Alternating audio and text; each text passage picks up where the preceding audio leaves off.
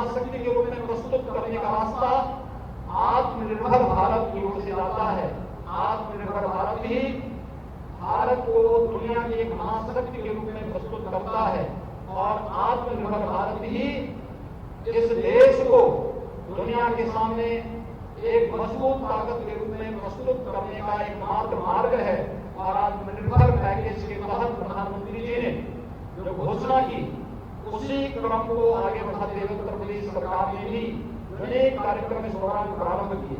यद्यपि स्वदेशी और स्वावलंबन के मार्ग को आगे बढ़ाने के लिए, चाहे वह एक जनपद एक उत्पाद की कार्य योजना हो, हर एक जनपद में एक नए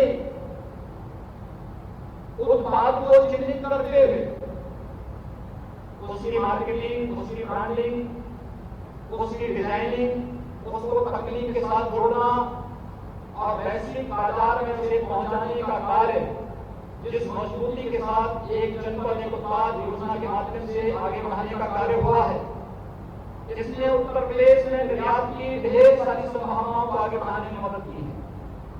उत्तर प्रदेश के अंदर कोरोना कालखंड के दौरान अपने अन्नदाता किसानों के लिए जिस प्रकार की कार्य योजनाएं प्रारंभ हुई, प्रधानमंत्री किसान सम्मान निधि की कार्य योजना को सफलतापूर्वक लागू करने का कार्य रहा हो, या फिर कोरोना कालखंड के दौरान किसानों के लिए समय से उनके पास मशीनरी उपलब्ध हो जाए, काल कुछ लॉकडाउन के बावजूद उनकी फसलों पर विपरीत असर न पड़े, यह कार्य भी सफलतापूर्वक उत्तर प्रदेश ने करके दिखाया है कि हमारे लगभग 3 करोड़ के आसपास किसान समय से अपनी फसल को काटने, उसको मार्केट तक पहुंचाने के लिए जो कार्य योजना प्रदेश शासन ने बनाई थी, उसको किसानों ने अंगीकार करते हुए इस कोरोना कालखंड के दौरान हम संकट में भी समाधान का मार्ग निकाल सकते हैं, साबित करने का कार्य किया है।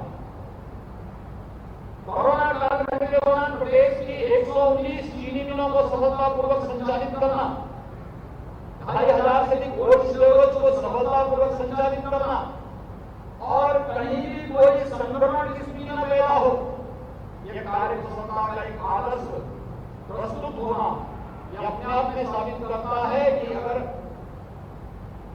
एक टीम भावना के साथ शासन प्रशासन और जनता जनार्दन करके काम ले तो हम बेहतर परिणाम देने की स्थिति में आ सकते हैं। और यह कार्य इस दौरान प्रदेश के अंदर हुआ, इंफ्रास्ट्रक्चर डेवलपमेंट के कार्यों को आगे बढ़ाने का कार्य, चाहे वह हाईवे हो, एक्सप्रेसवे हो, चाहे वे बड़े बड़े निर्माण के कार्यों को सफलतापूर्वक आगे बढ़ाने का कार्य हो। प्रदेश में 40 लाख से अधिक कामगार और श्रमिक, प्रवासी कामगार और श्रमिक वापस उत्तर प्रदेश में आए। लोगों को लगता था इतनी बड़ी आबादी आएगी, अव्यवस्था फैलेगी, अराजकता फैलेगी। हम लोगों ने उस समय इस बात को कहा था कि उत्तर प्रदेश का दिल बहुत बड़ा है। उत्तर प्रदेश अपने इन सभी कामगार और श्रमिकों को अपने साथ जोड़ करके उत्तर प्रदेश की समृद्धि में सहायक बनाएगा। और आज इसमें से अधिकतर कामगार और श्रमिक उत्तर प्रदेश के निर्माण में फिर से अपना योगदान दे रहे हैं, जिसका परिणाम है अगर हम देश और दुनिया के अंदर देखें, कोरोना कालखंड के दौरान उनकी अर्थव्यवस्था पूरी तरह प्रभावित हुई, लेकिन उत्तर प्रदेश के अंदर अगर जुलाई मास में हम देखेंगे तो हमने विगत वर्ष की तुलना में राजस्व का केवल 3% हमारा कम है। यानी एक बेहतर किसान है, कोरोना से लड़ते हुए, बाढ़ से जूझते हुए भी हम अपने राजस्व प्राप्ति के लक्ष्य को तेजी के साथ प्राप्त करने की ओर अग्रसर हैं। यह साबित करने का कार्य उत्तर प्रदेश के अंदर किया गया है। हम सबका दायित्व बनता है। प्रधानमंत्री जी ने हम सबके सामने कुछ लक्ष्य दिए हैं। एक देश 2022 में अपनी आजादी के 75 वर्ष पूरा करेगा, तो कैसा भारत होना चाहिए? कैसा भारत? एक ऐसा भारत जो स्वच्छता, समृद्धि और सुरक्षित होने की गारंटी दे सकता हो और उस भारत के निर्माण के लिए जो भारत एक भारत और श्रेष्ठ भारत की परिकल्पनाओं को साकार करता हो, उस एक भारत और श्रेष्ठ भारत के निर्माण का मार्ग कहीं से जाता है, उत्तर प्रदेश उसमें सबसे बड़ी भूमिका का निर्वहन कर सकता है। स्वच्छ भारत मिशन के अंतर्गत प्रदेश के अंदर 2,61,00,000 परिवारों को एक शौचालय उपलब्ध कराने का कार्य, प्रदेश के अंदर 30 लाख परिवारों को, 30 लाख गरीबों को एक आवास, प्रधानमंत्री आवास योजना और मुख्यमंत्री आवास योजना के अंदर उपलब्ध कराने का कार्य, और इसी प्रकार के कार्य वृहद स्तर पर करने के लिए चाहे वह आयुष्मान भारत और मुख्यमंत्री जन आरोग्य योजना के अंतर्गत प्रदेश के 18 करोड़ लोगों को आयुष्मान भारत की सुविधा का लाभ देने का कार्य सफलतापूर्वक किया गया हो, या फिर प्रदेश के अंदर 3 लाख नौजवानों को सरकारी नौकरी बिना भेदभाव के देने का कार्य प्रदेश के अंदर हुए हो। ये सभी कार्य इंफ्रास्ट्रक्चर डेवलपमेंट के लिए, चाहे वो पूर्वांचल एक्सप्रेस वे हो, बुंदेलखंड एक्सप्रेस वे हो, गोरखपुर लिंक एक्सप्रेस वे हो, या फिर गंगा एक्सप्रेस वे, मेट्रो के कार्यों को सफलतापूर्वक आगे करने के लिए पब्लिक ट्रांसपोर्ट सिस्टम आधुनिक हो, समृद्ध हो, इन सभी कार्यों को प्रारंभ करने के लिए आज प्रदेश के अंदर हमारे 4 शहर जहां पे मेट्रो का सफलतापूर्वक संचालन करने का कार्य भारत सरकार के सहयोग से उत्तर प्रदेश ने प्रारंभ किया है, वहीं कानपुर और आगरा में भी मेट्रो के कार्य को सफलतापूर्वक आगे बढ़ाने में हमें मदद मिली है। करोड़ रुपया का लक्ष्य रखा है, जिसके 72% राशि का वितरण मात्र 5 माह में किया जा चुका है। आपके इस उत्साह के लिए साधुवाद। कृषि में इस निवेश का लाभ आपको आगामी फसल में मिलेगा। खेती किसानी में नए ज्ञान की फसल उपजाने के लिए हम महात्मा गांधी उद्यानिकी एवं वानिकी विश्वविद्यालय, 4 नए उद्यानिकी कॉलेज तथा 1 खाद्य तकनीकी और प्रसंस्करण कॉलेज भी खोलने जा रहे हैं। दूध उत्पादन और मछली पालन को नए ज्ञान का सहारा देने के लिए 3 विशिष्ट पॉलिटेक्निक कॉलेज भी खोले जाएंगे। नई योजनाओं की पहल के बाद अब इस सिलसिले को आगे बढ़ाते हुए भूमिहीन कृषि मजदूर न्याय योजना की घोषणा हमने की है, जिसे जल्द ही साकार किया जाएगा। प्रदेश के विकास और खुशहाली में मजदूरों की भागीदारी तय करना भी हमारे पुरखों का सपना था और हमारा कर्तव्य है। महात्मा गांधी नरेगा योजना ने संकट के इस दौर में अपनी सार्थकता सिद्ध की है। योजना के प्रारंभ से लेकर अभी तक सर्वाधिक 25 लाख श्रमिकों को रोजगार देने का कीर्तिमान भी हमने बनाया है। 100 दिवस रोजगार देने के मामले में भी हम देश में दूसरे स्थान पर रहे। हमने मनरेगा को वन अधिकार पट्टे, पंचायतों में निर्माण कार्य, खाद्यान्न संरक्षण, जल संवर्धन, गौठान निर्माण जैसे अनेक महत्वपूर्ण कार्यों से जोड़कर इसकी उपयोगिता का दायरा बढ़ाया है। वन अंचलों में रहने वाले हमारे आदिवासी भाई बहनों, मुझे यह कहते हुए खुशी है कि आपके क्षेत्र में अब आपके मन मुताबिक विकास की बहार बहने लगी है। तेंदुपत्ता संग्राहकों की बीमा योजना बंद करके अगर कोई यह सोचता है कि वह आपकी प्रगति के रास्ता बंद कर देगा, तो यह मुगालता भी हमने समाप्त कर दिया है। हमने शहीद महेंद्र कर्मा तेंदुपत्ता संग्राहक सामाजिक सुरक्षा योजना शुरू कर दी है, जिसमें न तो प्रीमियम भरना पड़ेगा और न ही दावों के भुगतान के लिए कई महीनों का दुखदायी इंतजार करना पड़ेगा। इसके साथ ही हमने 7 के स्थान पर 31 वनोपजों के समर्थन मूल्य पर खरीदी शुरू कर दी है, जो लाखों परिवारों के जीवन का आधार बनेगा।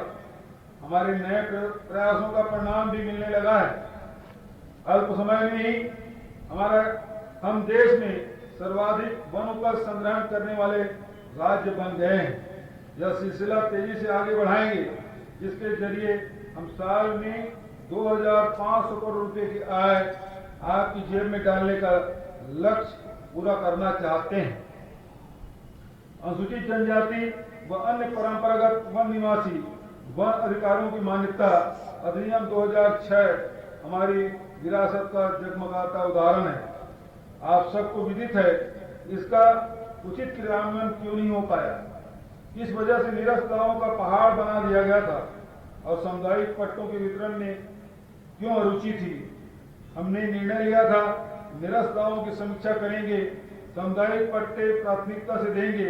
इस तरह अब नए सिरे से उच्च प्राथमिकता से वन अधिकार पट्टे दिए जा रहे हैं, जिससे आजीविका, स्वावलंबन और अधिकार का नया युग शुरू हुआ है। चंद्रशेखर आजाद को याद करना, भगत सिंह को याद करना, यह हमारी जिम्मेवारी भी है।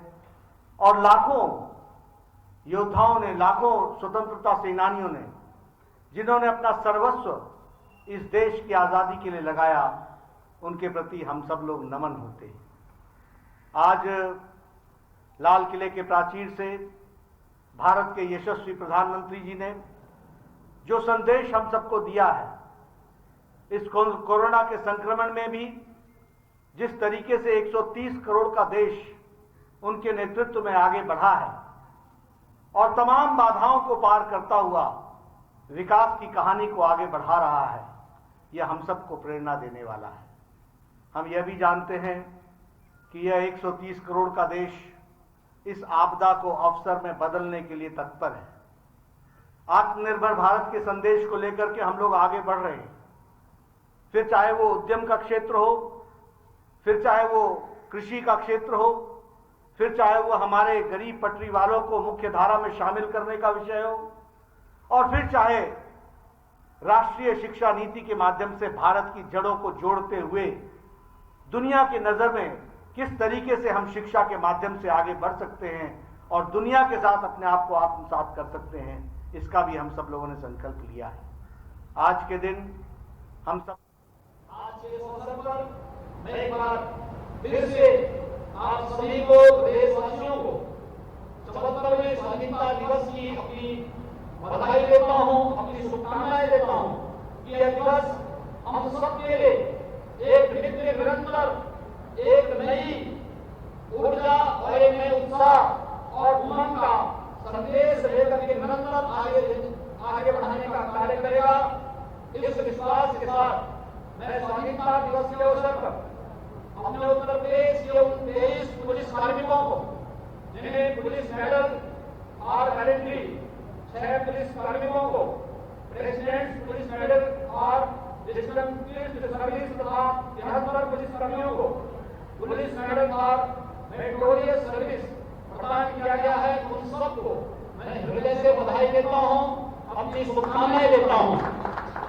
साथ ही साथ उत्तर प्रदेश के 5 पुलिस कार्मिकों को हम लोगों ने मुख्यमंत्री उत्कृष्ट सेवा के पदक से भी सम्मानित करने का निर्णय लिया है। उन सभी अपने पुलिस के अधिकारी और कार्मिकों को मैं इस अवसर पर बधाई देता हूं। अन्य तमाम प्रकार के घोषणाएं भी इस अवसर पर हुई हैं और मैं विश्वास के साथ कह सकता हूं कि हम लोग उत्तर प्रदेश के अंदर 24 करोड़ लोगों की सुरक्षा और गरिमा को बनाए रखने के लिए हरगिज़ प्रयास करते हुए एक भारत श्रेष्ठ भारत की आदरणीय प्रधानमंत्री जी के संकल्प के साथ निरंतर पूरी मजबूती के साथ, पूरी प्रतिबद्धता के साथ हम सब मिलकर के कार्य करेंगे। एक बार फिर से आप सबको 74वें स्वाधीनता दिवस के अवसर पर हृदय से बधाई देता हूं, अपनी शुभकामनाएं देता हूं और विश्वास व्यक्त करता हूं कि 74वां स्वाधीनता दिवस कोविड-19 और बाढ़ जैसी त्रासदियों से जूझने की ताकत को हमें देगा ही, साथ साथ देश के 24 करोड़ नागरिकों को सुरक्षा और गरिमा के साथ आगे बढ़ने के लिए भी एक नया माहौल देने में पूरी तरह सफल होगा। आप सबके प्रति मेरी शुभकामनाएं। जय हिंद। आजादी का 74वां वर्ष में कदम रख लिया है हम लोगों ने। 73 साल आजादी के पूर्ण हो चुके हैं। 15 अगस्त 1947 को हमारा देश आजाद हुआ था और लाल किले के प्राचीर से प्रधानमंत्री नरेंद्र मोदी ने 7वीं बार ध्वजारोहण किया और उसके बाद राष्ट्र को संबोधित किया। रक्षा मंत्री राजनाथ सिंह ने भी अपने आवास पर ध्वजारोहण किया। और ये बाघा बॉर्डर की तस्वीरें आपको दिखा रहे हैं, सीधी तस्वीरें बाघा बॉर्डर से जहां पर परेड की जा रही है।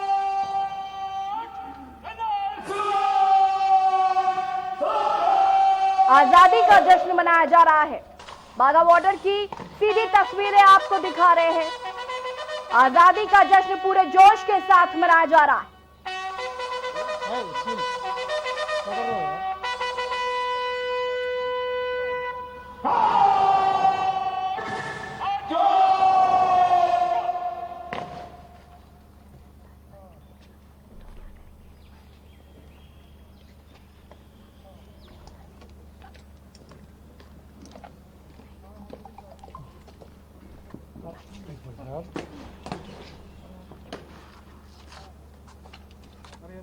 Side please.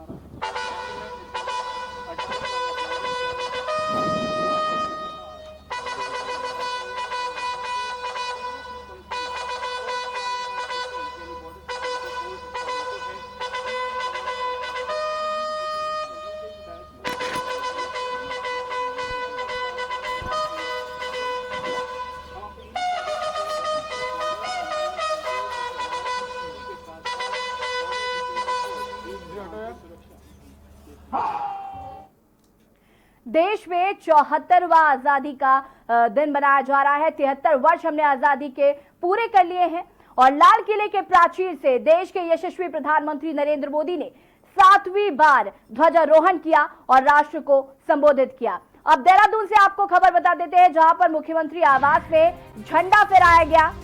मुख्यमंत्री आवास में फहराया गया तिरंगा। देहरादून से बड़ी खबर, मुख्यमंत्री त्रिवेंद्र सिंह रावत ने फहराया तिरंगा।